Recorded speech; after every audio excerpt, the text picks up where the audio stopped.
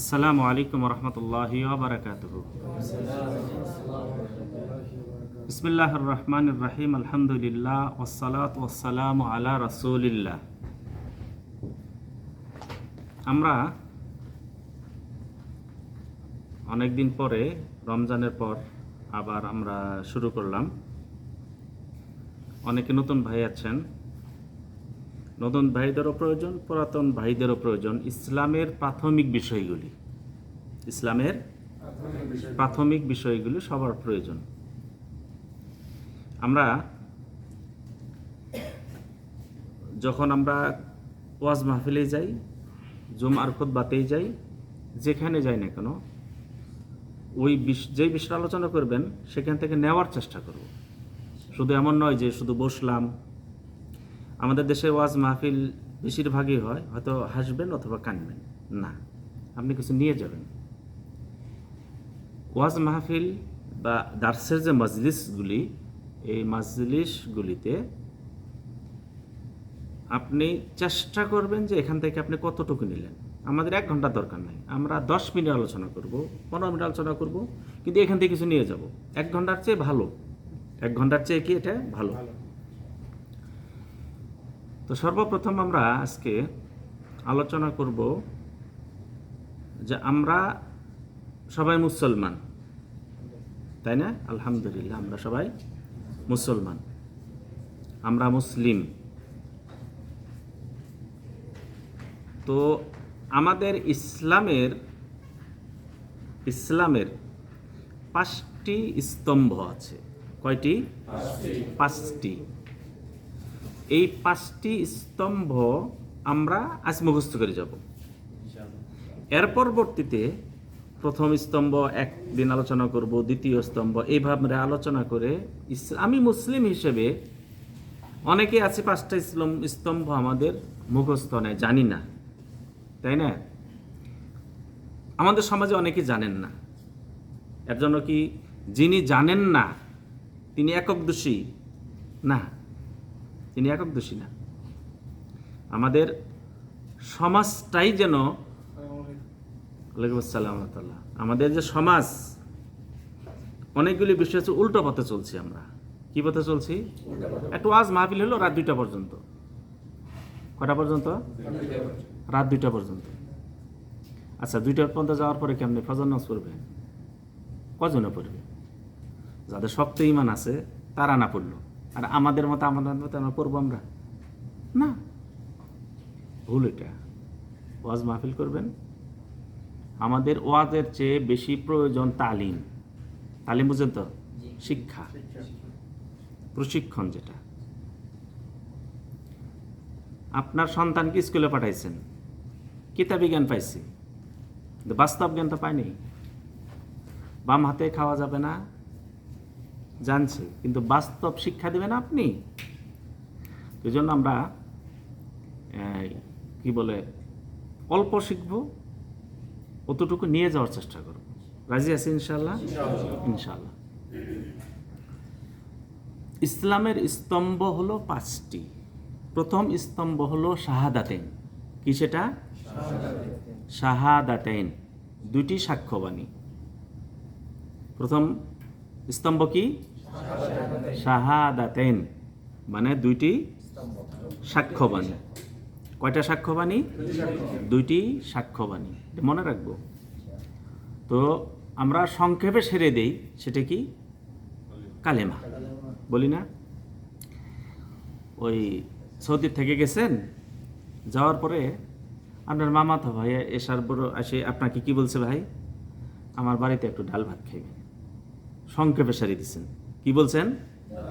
ডাল ভাত খাইবেন। যাওয়ার পরে দেখছেন কি পুঁটি মাছ ভাজি আছে, আবার ভর্তাও আছে, ঠিক আছে, বোঝা গেছে তো?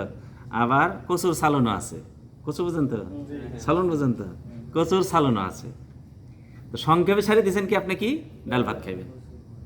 তো আমরাও অনেক সময় সংক্ষেপে সেরে দেই। প্রথম স্তম্ভ হলো কালেমা। কি বলি আমরা?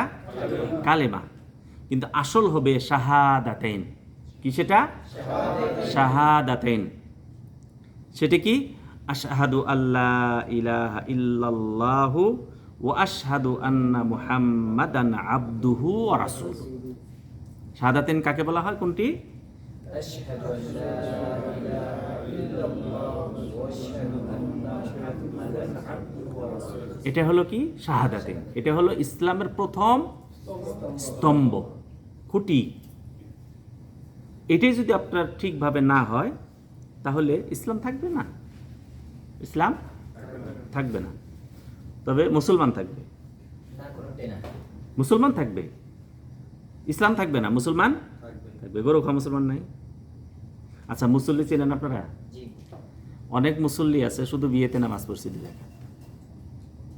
আবার অনেক মুসল্লি আছে ঈদের নামাজে আগে আগে, অনেক মুসল্লি আছে শুক্রবারের, আর অনেক মুসল্লি আছে মাঝে মাঝে। ওরাও কিন্তু মুসলমানই, ওরাও কি মুসল্লি, কিন্তু প্রকৃত মুসল্লিকে 5 ওয়াক্ত সালাত আদায় করে। তো ইসলাম থাকবে না, কিন্তু মুসলমান থাকবে। পৃথিবীতে মুসলমান অনেক, ইসলাম কার কাছে কত আল্লাহ ভালো জানেন। তো আমরা শাহাদাতেন এটা হলো প্রথম স্তম্ভ। আবার পাঠ করি, আশহাদু আল্লাহ ইলাহা ইল্লাল্লাহু ওয়া আশহাদু আন্না মুহাম্মাদান আবদুহু ওয়া রাসূলুহু। এটা হলো কি? ইসলামের প্রথম স্তম্ভ।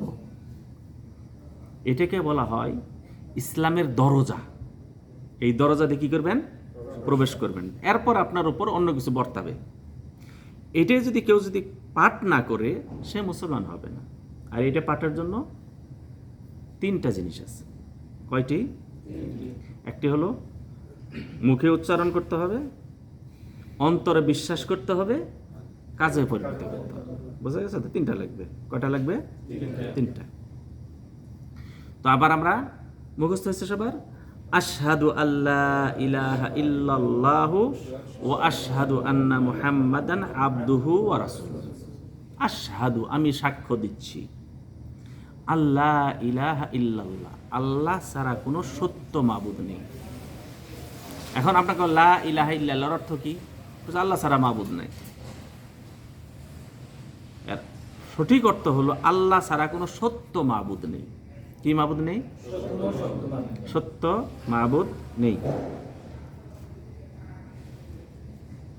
মুসা আলাইহিস সালাতু ওয়াস সালাম সাগর পাড়ি দিয়ে চলে গেলেন। পিছে কে ছিল? ফেরাউন, তার সৈন্যবাহিনী। তো যারা এত কিছু দেখলো, যে সাগরের মতো জায়গা, পিছনে সৈন্যবাহিনী, আর সাগরকে আল্লাহ তাআলা এমন করে শুকায় দিলেন, না কাদা, না ধরার ভয়, না ভয়, কিচ্ছু নাই। এইভাবে পার করে দিলেন। আল্লাহর যে মহিমা দেখার পরে কি আল্লাহর প্রতি বিশ্বাসে কত বড় হওয়া দরকার। যেতে যেতে দেখছে যে কিছু মানুষ মূর্তি পূজা করছে। তো মুসা আলাইহিস সালাতু ওয়াস সালামের উম্মতরা বলছে, মুসা, আমাদের জন্য একটা মূর্তি বানায় দাও যাতে আমরাও পূজা করতে পারি। কি করতে পারি? আমরাও পূজা করতে পারি। তাহলে এরকম যদি মুসলমান হয়, তাহলে এই কালেমা কি তার কোনো লাভ আসবে? না। তাহলে কি করতে হবে? মুখে উচ্চারণ করতে হবে, অন্তরে বিশ্বাস করতে হবে এবং কাজে পরিণত করতে হবে। এখন লা ইলাহা ইল্লাল্লাহ অর্থ হলো যে মানুষ কবর পূজা করে, মূর্তি পূজা করে, এই পূজা করে, সেই পূজা করে, কিন্তু প্রকৃত মুসলিম সে যখন পড়বে আশহাদু আল্লাহ ইলাহা ইল্লাল্লাহ, তখন সে একমাত্র আল্লাহ তাআলাকে প্রকৃত মাবুদ বলে স্বীকার করবে। আল্লাহ ছাড়া আর কারো ইবাদত করবে না। আল্লাহ ছাড়া আর কারো ইবাদত করবে না। ইবাদত করবে কার? একমাত্র আল্লাহ তাআলার। এরই অর্থ হলো কি? লা ইলাহা ইল্লাল্লাহ। আশহাদু আল্লাহ ইলাহা ইল্লাল্লাহ, আমি সাক্ষ্য দিচ্ছি আল্লাহ ছাড়া কোনো সত্য মাবুদ নেই। মিথ্যা মাবুদ বহুত আছে। মিথ্যা মাবুদ কি? বহুত আছে, কিন্তু সত্য মাবুদকে একমাত্র আল্লাহ তাআলা। ওয়া আশহাদু আন্না, এবং আমি আরো সাক্ষ্য দিচ্ছি মুহাম্মাদান আবদুহু ওয়া রাসূলুহু, নিশ্চয়ই মুহাম্মদ সাল্লাল্লাহু আলাইহি সাল্লাম আল্লাহর বান্দা এবং রাসূল। আগে কি? আল্লাহর বান্দা, তারপরে কি? আল্লাহর রাসূল। বোঝা গেছে? কেন বান্দা? অনেকে আছে মুহাম্মদ সাল্লাল্লাহু আলাইহি ওয়াসাল্লামকে আল্লাহর আসনে বসিয়ে দিয়ে থাকে।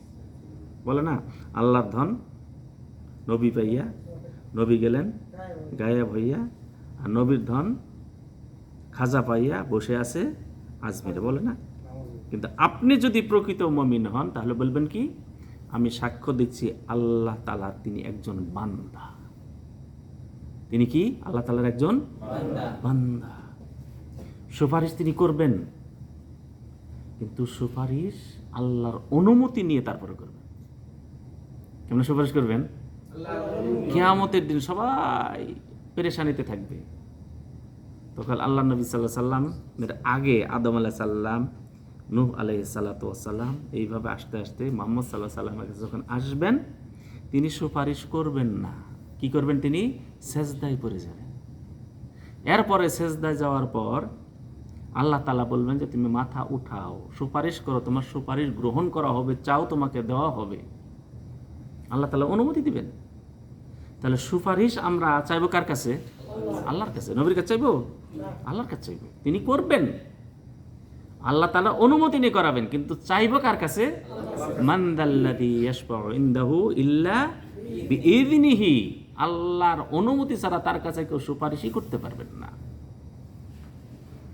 আয়াতুল কুরসির এত মর্যাদা কেন? অনেক কিছু বিষয় আছে, তার ভিতরে এটা একটি। প্রত্যেক ফরজের পর কেউ যদি আয়াতুল কুরসি এবং সূরা ইখলাস পাঠ করে, তার জান্নাতে যাওয়ার বাধাই শুধু মৃত্যু, সে জান্নাতি। এত মর্যাদাপূর্ণ। কারণ হলো সেখানে সত্যকে আপনি কি করলেন? সাক্ষ্য দিলেন, সত্যের সাক্ষ্য দিলেন, সত্যের সাক্ষ্য দিলেন। তাহলে আল্লাহ, আমি আরো সাক্ষ্য দিচ্ছি মুহাম্মদ সাল্লাল্লাহু আলাইহি সাল্লাম আল্লাহর বান্দা এবং রাসূল। আগে বান্দা, তারপরে কি? রাসূল। সুবহানাল্লাযী আসরা বিআবদিহি। মেরাজের রাত্রি আল্লাহ তাআলা ওই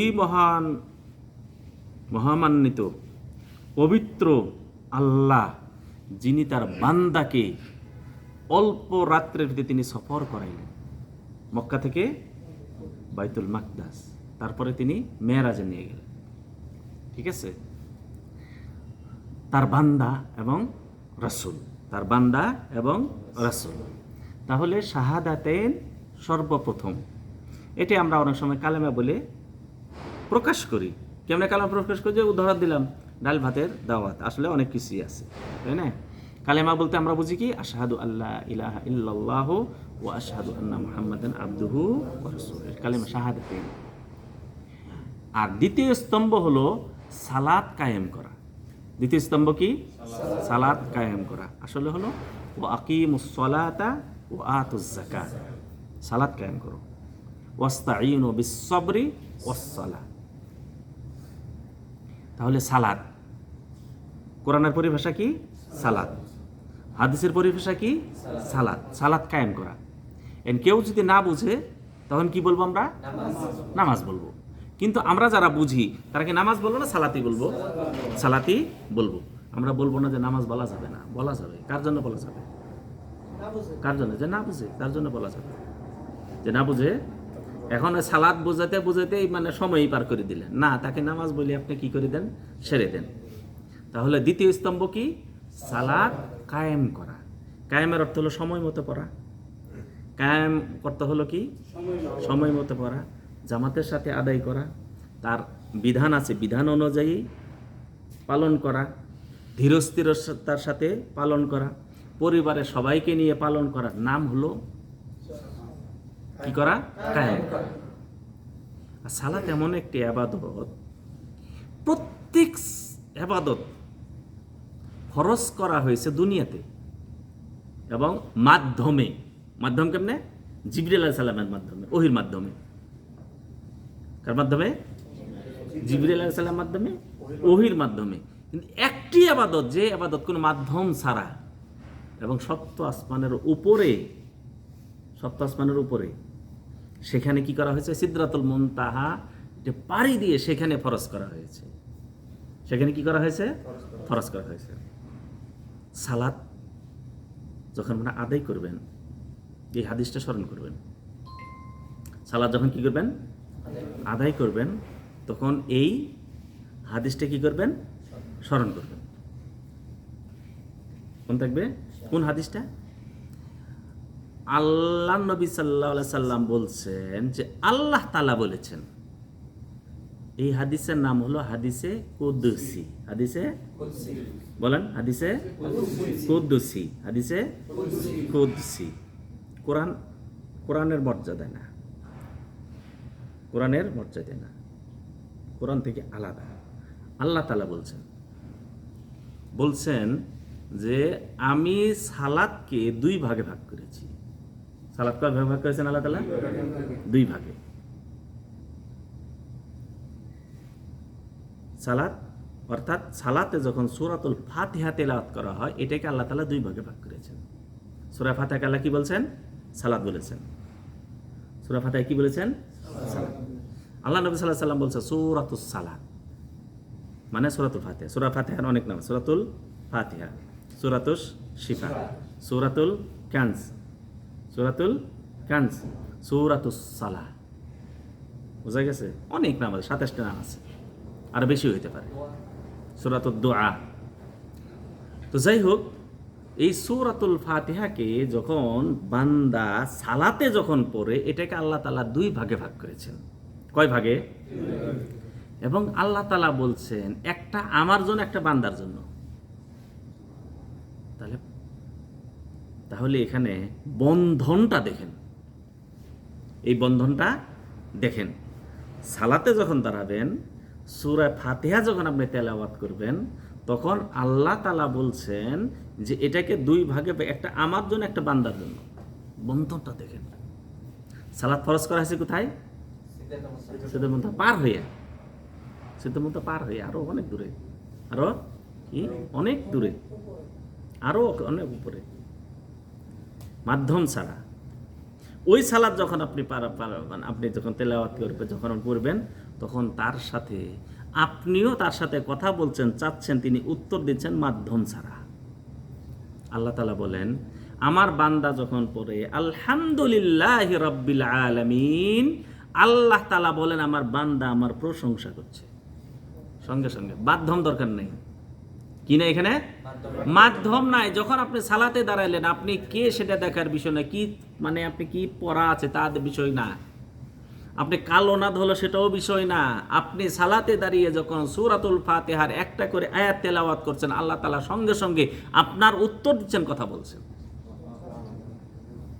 কেননা সালাত আল্লাহ তাআলা সরাসরি আল্লাহ নবী সাল্লাল্লাহু আলাইহি সাল্লামের উপর সরাসরি তিনি কথোপকথন করে তিনি কি করেছেন? ফরজ করেছেন। সেই সালাত যখন আদায় করবেন, ওইভাবে আল্লাহ তাআলা আপনার সাথে কথা বলছেন। আপনি যখন বলছেন আলহামদুলিল্লাহি রাব্বিল আলামিন, আল্লাহ তাআলা বলছেন আমার বান্দা আমার প্রশংসা করছে। আর যখন আর রহমানির রহিম, আল্লাহ তাআলা বলে আমার বান্দা আমার গুণগান গাইছে। যখন বলি মালিকি ইয়াউমিদ্দিন, তখন আল্লাহ বললে আরে আমার বান্দা যে সালাত আদায় করছে, সূরা ফাতিহা যে তেলাওয়াত করছে, এখানে তার জীবনের চাওয়া পাওয়া যা আছে সবকিছু আমার কাছে সঁপে দিয়েছে। সে আমার এখন কি সঁপে দিয়েছে? সবকিছু আমার কাছে সঁপে দিয়েছে। যে কিয়ামতের দিন আমার কাছে যা জীবনে যা করবে এবং কিয়ামতের দিন আমার কাছে যে হিসাব দিতে হবে, সেটা সে স্বীকৃতি জানাচ্ছে মালিকি ইয়াউমিদ্দিন। বিচার দিবসের তুমি মালিক, কিয়ামত দিবসের মালিক, হাসরের মালিক আল্লাহ। তোমার কাছে গিয়ে আমার সব কিছু আবার কি করতে হবে, এগুলি হিসাব দিতে হবে, এগুলি আমি স্বীকার করে নিলাম আল্লাহ। তাহলে সূরাতুল ফাতিহা যখন আপনি তেলাওয়াত করছেন, আল্লাহ তাআলা কোনো মাধ্যম ছাড়া আপনার প্রতিটি আয়াতের জবাব দিচ্ছেন। এবং যখন আপনি তেলাওয়াত শেষ করলেন সূরাতুল ফাতিহা, তখন আল্লাহ তাআলা বলেন ওয়ালি হাদ আলী আব্দি, আমার বান্দার জন্য, ওয়ালি আব্দি মাসাল, আমার বান্দা যা চাবো আমি দিব। আমি এই জন্য সূরাতুল ফাতিহার অনুবাদটা আপনি জানবেন। সবার কাছে অনুরোধ কি? সূরা ফাতিহার অনুবাদটা জানবেন।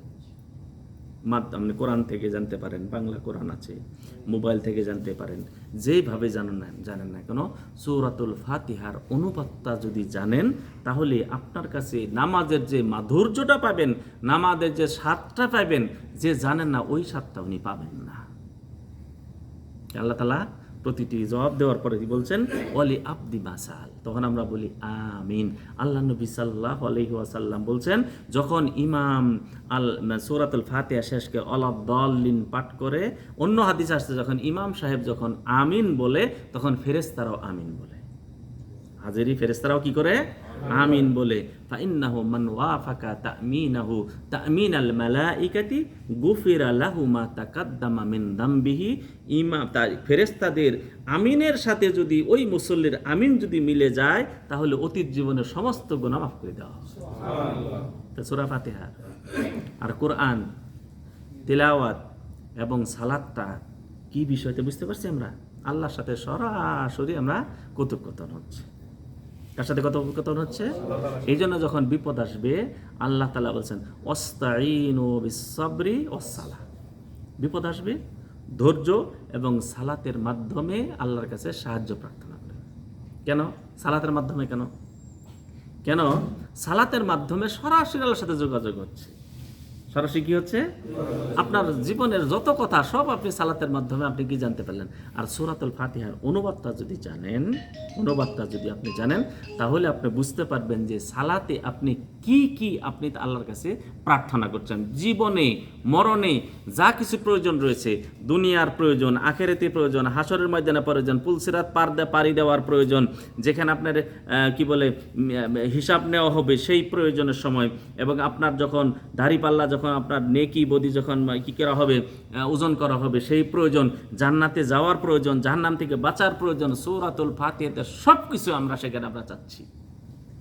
এমন কিছু নাই যে সূরা ফাতিহা আমরা চাই নাই, সব কিছু চাচ্ছি দুনিয়া এবং আখিরাতে। যা কিছু প্রয়োজন রয়েছে সব আমি কি পাচ্ছি? সূরাতুল ফাতিহাতে চাচ্ছি। এটার নাম হলো সালাত। এর নাম কি? সালাত। আপনার কিছু প্রয়োজন রয়েছে, আল্লাহ নবী সাল্লাল্লাহু আলাইহি ওয়াসাল্লাম বলছেন, কারো যদি কোনো প্রয়োজন হয় সুন্দর করে সালাত মানে ওযু করার পরে কারোর সাথে কথা না বলে 2 রাকাত সালাত আদায় করার পর আল্লাহর কাছে চাইবে, আল্লাহ তাআলা অবশ্যই তাকে দান করবেন। আর সবচেয়ে উত্তম হলো আপনি যখন সেজদাতে যাবেন, সেজদাতে গিয়ে আপনি আল্লাহর কাছে চাইবেন। আরবিতে জানা নেই, আপনি বাংলাতেই আপনি চাইতে পারবেন।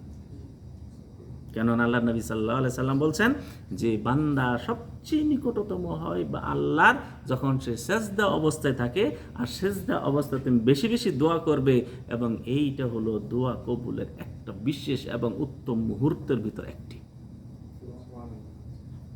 বিপদ আছে, সবচেয়ে উত্তম হলো আল্লাহ নবী সাল্লাল্লাহু আলাইহি সাল্লাম বলছেন, যখন রাত্রি 3 ভাগের 1 ভাগ বাকি থাকে, শেষ রাত্রে, তখন আল্লাহ তাআলা দুনিয়ার আকাশে নেমে এসে বান্দাদেরকে আহ্বান করতে থাকে, বান্দা তুমি চাও তোমাকে আমি দান করব, কে আমার কাছে আমি ক্ষমা চাও, ক্ষমা করে দিব।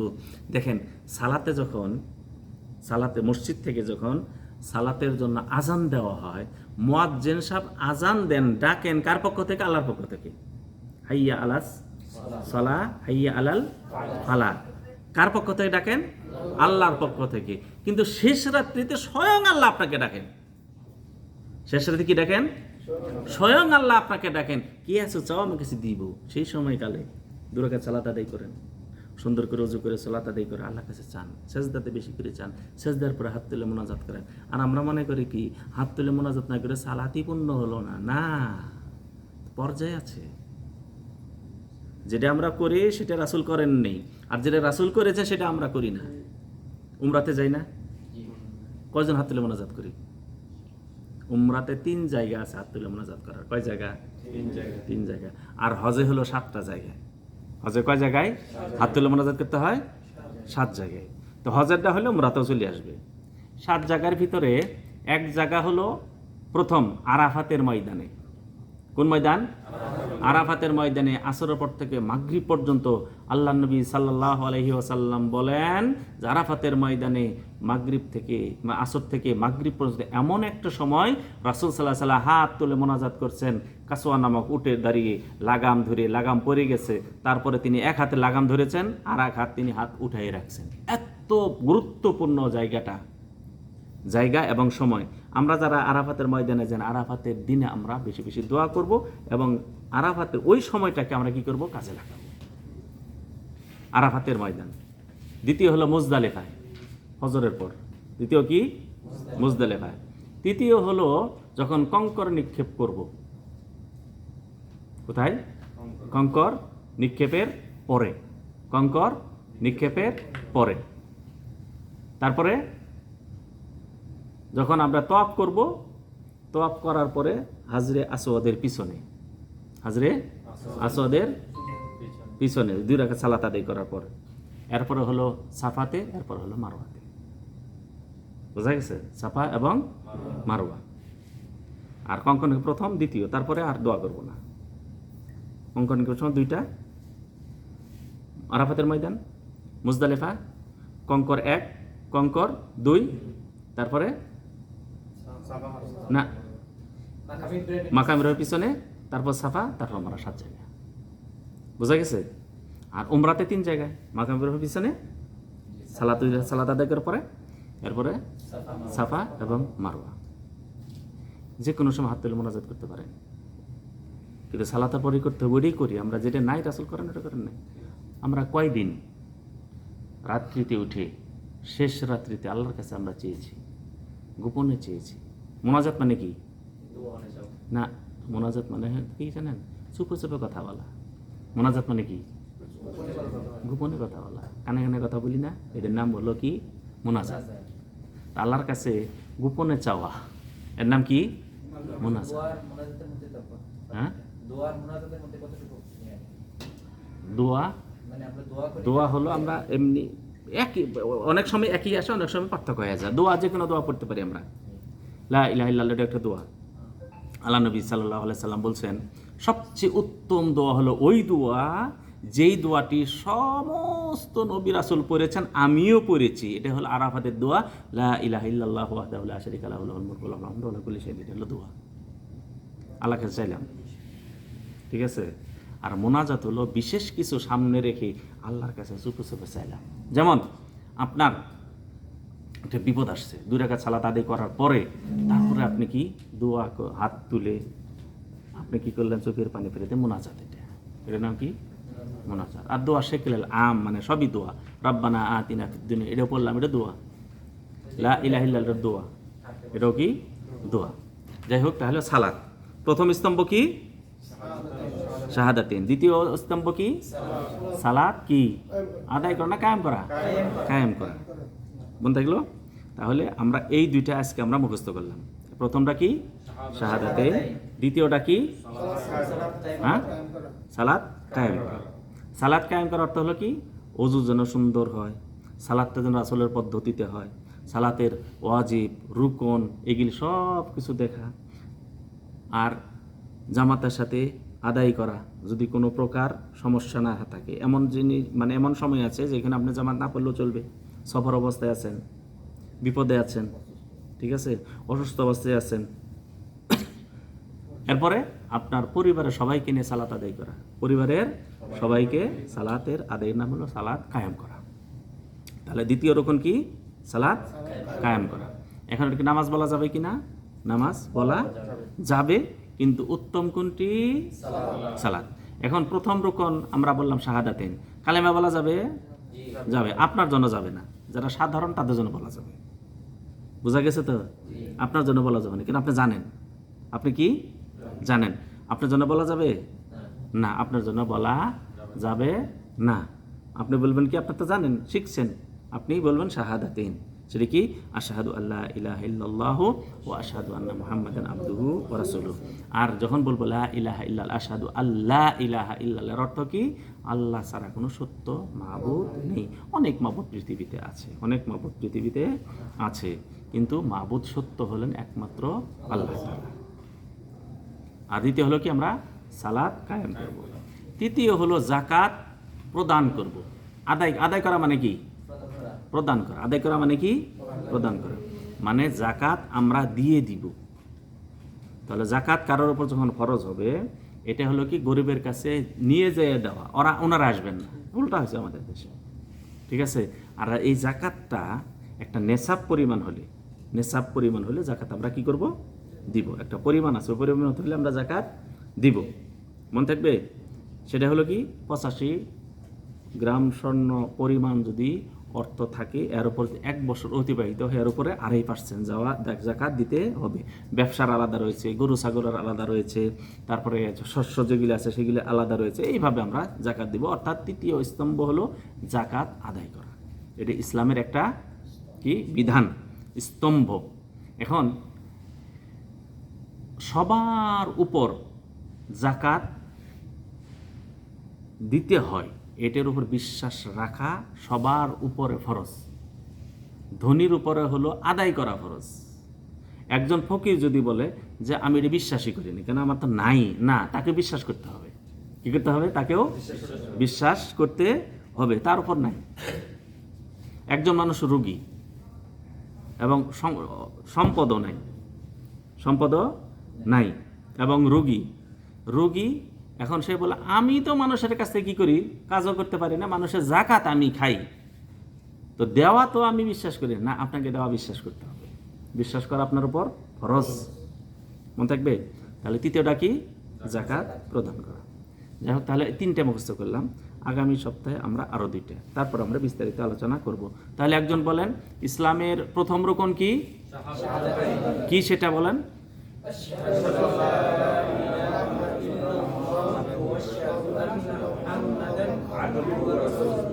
দ্বিতীয় রকম, তৃতীয় রকম ইনশাআল্লাহ মুখস্থ হলো।